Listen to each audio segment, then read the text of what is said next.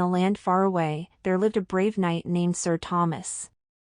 Sir Thomas had faced many foes in his time, from the most fearsome beasts to the most treacherous of enemies, but none had ever posed as great a threat to the kingdom as the dragon that had been terrorizing the land for months on end. The dragon was unlike any other creature Sir Thomas had ever faced. It was massive, with scales as dark as night and eyes that burned with an eerie red glow. Its fiery breath could reduce entire villages to ashes in mere minutes, leaving nothing but death and destruction in its wake. Despite the efforts of the kingdom's greatest warriors, the dragon continued to rampage through the countryside, leaving a trail of devastation wherever it went. Sir Thomas knew that something had to be done to stop the beast, and he was determined to be the one to do it. But how could he defeat a creature as powerful as a dragon?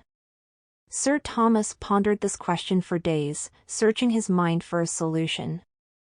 Then, one day, he remembered a story he had heard long ago, about an ancient artifact that could transport a person through time. Without hesitation, Sir Thomas set out on a quest to find the artifact. He traveled far and wide, through dense forests and treacherous mountain passes, until he finally reached the ancient ruins where the artifact was said to be hidden.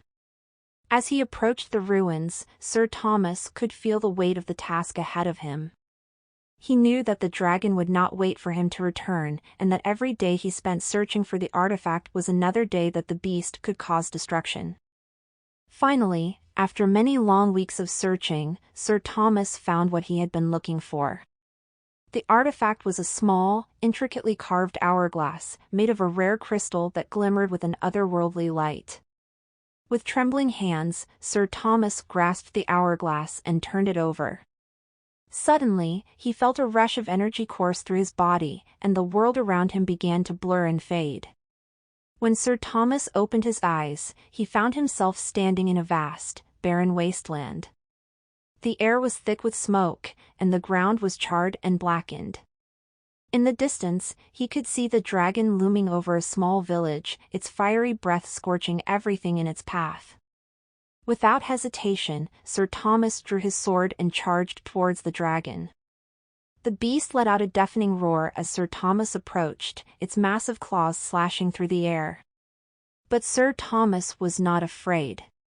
He knew that he had been given a rare opportunity to stop the dragon, and he was determined to make the most of it. For hours, Sir Thomas battled the dragon, dodging its fiery breath and striking it with blow after blow. Despite the beast's immense strength, Sir Thomas refused to give up. He knew that he had to keep fighting, no matter what the cost. Finally, after what seemed like an eternity, Sir Thomas saw his chance.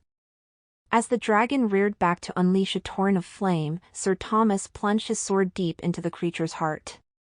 With a deafening roar, the dragon collapsed to the ground, its fiery breath fading into nothingness. Sir Thomas stood victorious, the ancient hourglass still clutched tightly in his hand. As he looked around, he realized that he had been transported back to the present day. He could see the grateful villagers cheering and celebrating, and he knew that he had made a difference. For years to come, Sir Thomas was remembered as a hero, a brave knight who had risked everything to save the kingdom from the dragon's wrath.